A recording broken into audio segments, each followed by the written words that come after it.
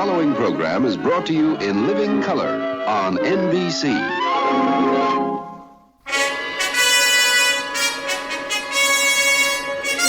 Captain's log, stardate 5470.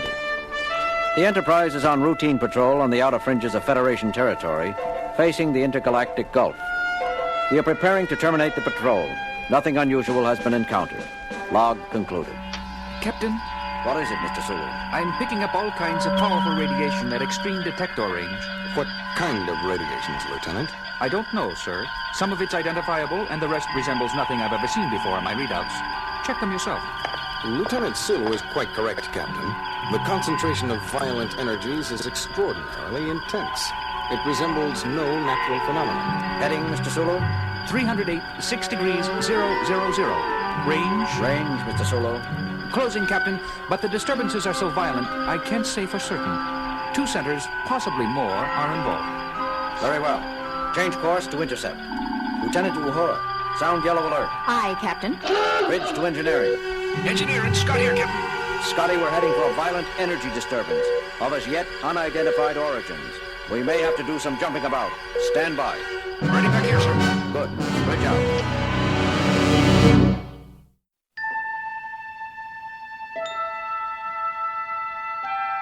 Space, the final frontier. These are the voyages of the starship Enterprise. Its 5-year mission, to explore strange new worlds, to seek out new life and new civilizations, to boldly go where no man has gone before.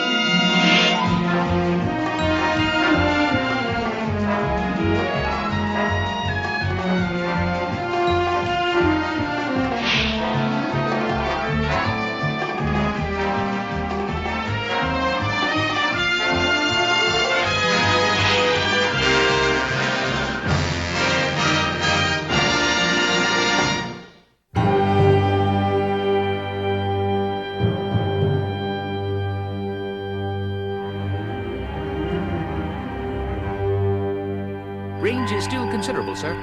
Full power on the long-range sensors, Mr. Sulu. Widescreen if possible. Working on it, sir. We're getting something. What the? Most remarkable. What is it? I've never seen a ship like that before. Or of that size. What have you got, Mr. Spock? There are 2 ships, Captain. They are apparently engaged in combat with one another, employing numerous weapons I cannot begin to describe. The forces involved, each ship is putting out more destructive energy than 100 ships the class of the Enterprise. Yet both ships, while badly scarred, appeared to be intact. Each is at least 60 times our mass. Captain? Yes, Uhura. Sir, both ships are broadcasting on several frequencies. I can't decipher what they're saying. The universal translator doesn't recognize either language. The words are apparently directed at each other. Put it on the speakers, Lieutenant. Yes, sir.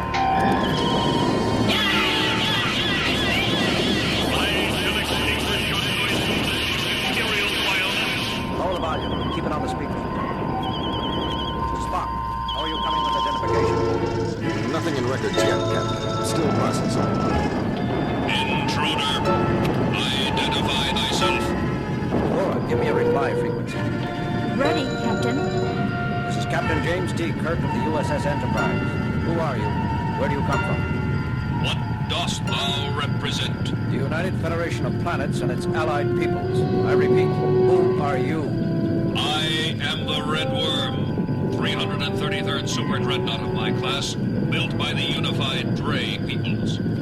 There is nothing in my computer banks of a United Federation. Therefore, I must assume you are on neutral. For God's sake, Jim, confirm that we are neutral. It has been assumed. Didn't you hear? Yes, but I don't want that thing to forget it. It's the biggest warship I ever saw. Except for the one it's fighting, of course. What ship? What ship? Identify yourself immediately! Uhura, did we just do that? This is a different frequency, Captain. The call is coming from the other ship. This is James Kirk, commanding the USS Enterprise, United Federation of Planets. We are... neutral. Impossible!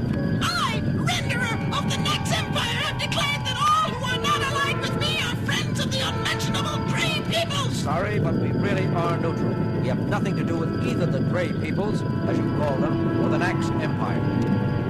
What have you got on those two stellar civilizations? I've never heard of either of them. Working on it, Captain. You must listen to me, or if you... I call on you to surrender. Signals have faded out, Captain. They appear to have forgotten us already. They're fully occupied trying to destroy each other. And I have information on both groups. What is it, Spock? Where are they? They are no longer anywhere, Captain. According to mythological records, both races have been extinct in our galaxy for over 150,000 years. Leonard Nimoy speaking. Tonight's Star Trek continues in a moment.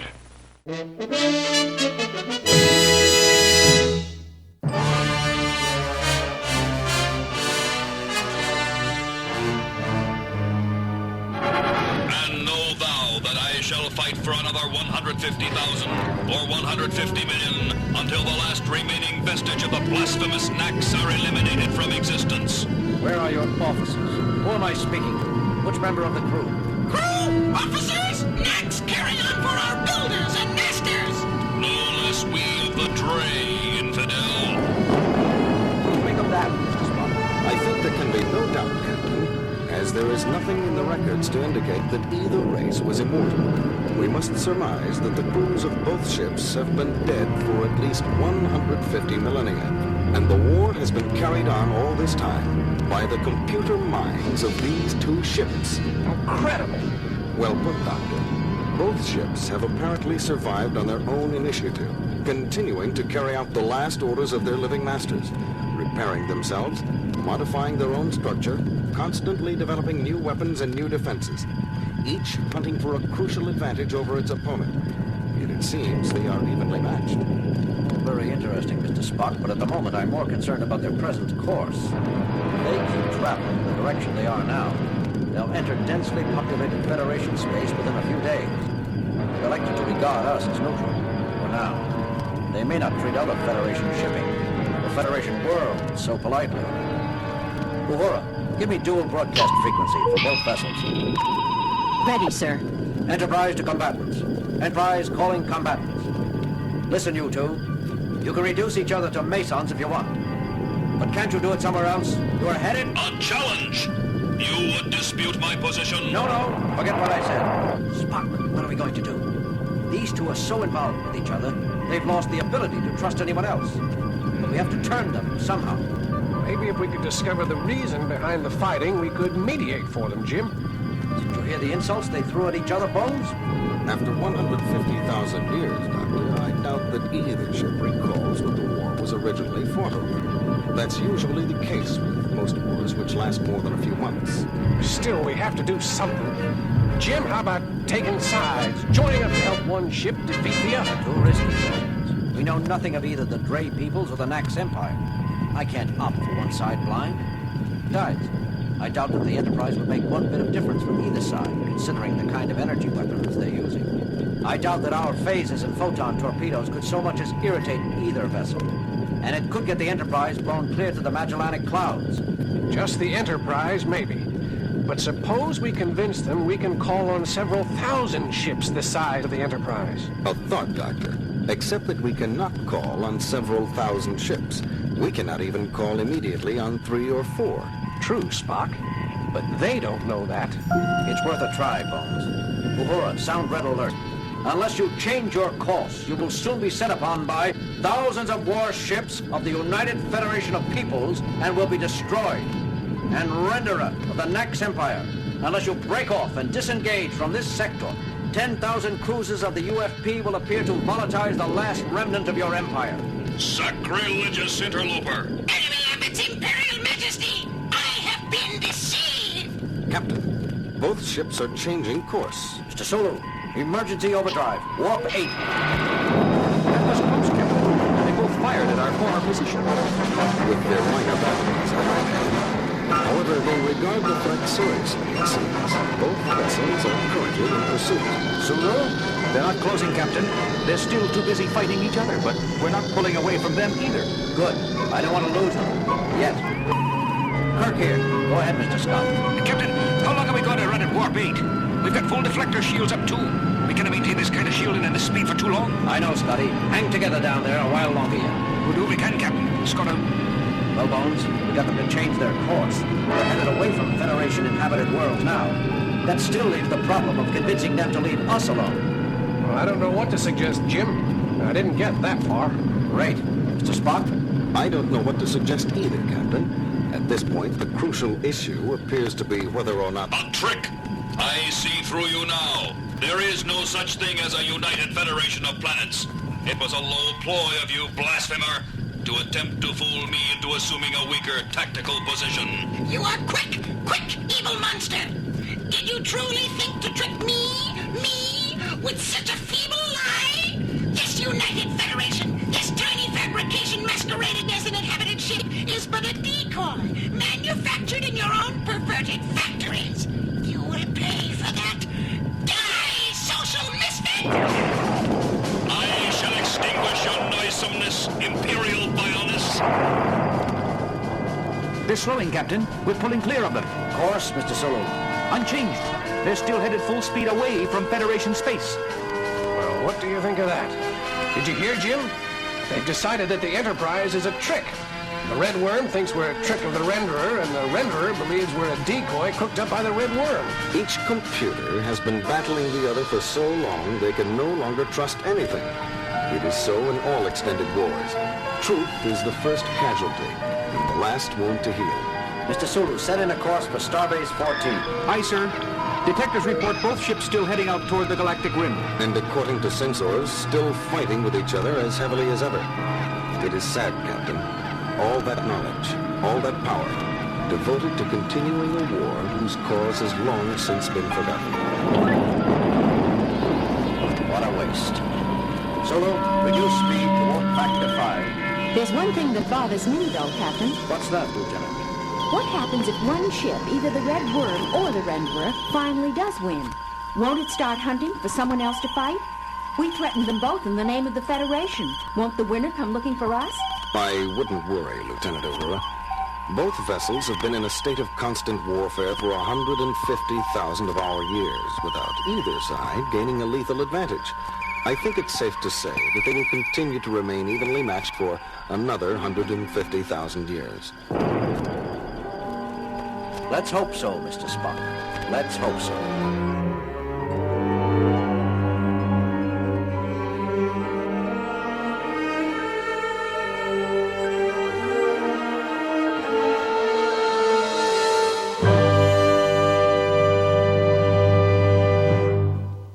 This is Leonard Nimoy. Stay tuned for exciting scenes from our next Star Trek. This is Mr. Spock. You'll learn next why returning Captain Pike to Talos 4 was worth risking my life and Captain Kirk's career.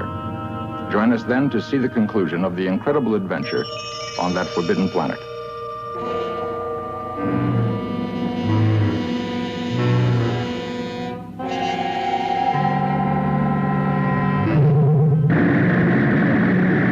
Increase to full power! Since you resist the present specimen, you now have a selection. Each of the two new specimens has qualities in her favor. You will find it an effective combination.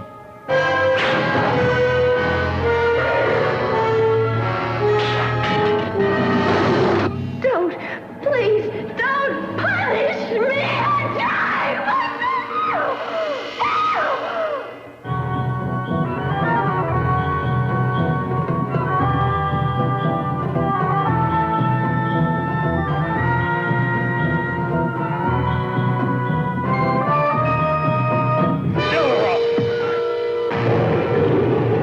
You overlook the unpleasant alternative of punishment.